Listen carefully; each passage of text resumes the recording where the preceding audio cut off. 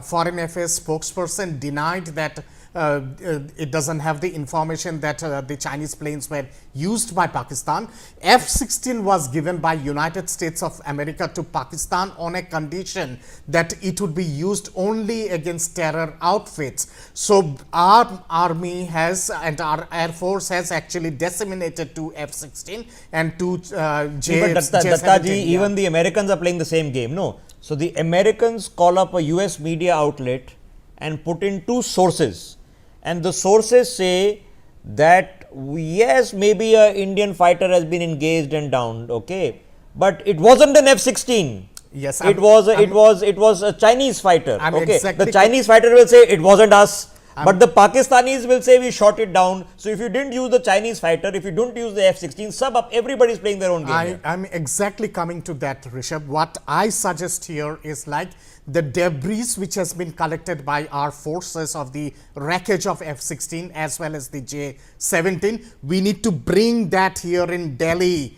and show it in front of the whole international did it last media. Time. At least with the F-16 munitions, Ninad, we did it last time. We recovered the munitions which are stamped, which you know what munition it is and what platform it is fired from, because the Americans refused to even accept that an F-16 were used, because by law, by congressional law, which allows the sale of F-16, or allowed in the past, doesn't allow anymore, but allowed in the past the sale of F-16 to Pakistan, it says you cannot use it from against India.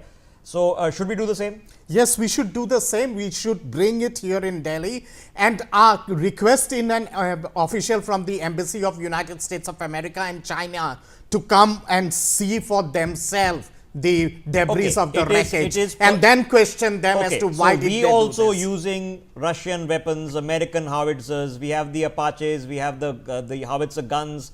We of course have the S-400. Bofors guns, which are, as you infamously know, are Swedish. We are also using international weaponry, okay? But at least we're not lying about it. Now, in case of the drones, Ninad, we've said it. This is the drone, this is where it comes from, and this is what we've found. They're all Turkish. Yes, so Turkey is the hot potato here. Look, Turkey is is not the Turkey of the Ataturk anymore. Turkey is a dangerous country not only for India but even more so for NATO.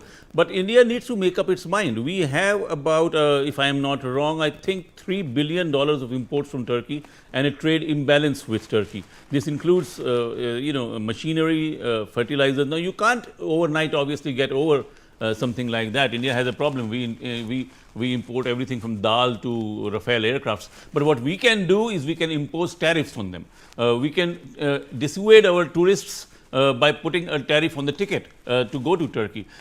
So we need to make up our mind whether we want to deal with Turkey or we want to ignore it as one another player. I think that this war is going to change India-Turkey relationship. This war is going to put some punishment on Turkey. This is not a government which takes these kind of things just on the wayside like in the past. I think Turkey's time, and Turkey is ready for it. And Turkey is an ungrateful country. Turkey has. It's not ungrateful. Erdogan is worse than this Munir and Shehbaz and all Indeed, that. Even I know it. He's worse. He's ideologically much worse than them. He thinks he's the new Caliph.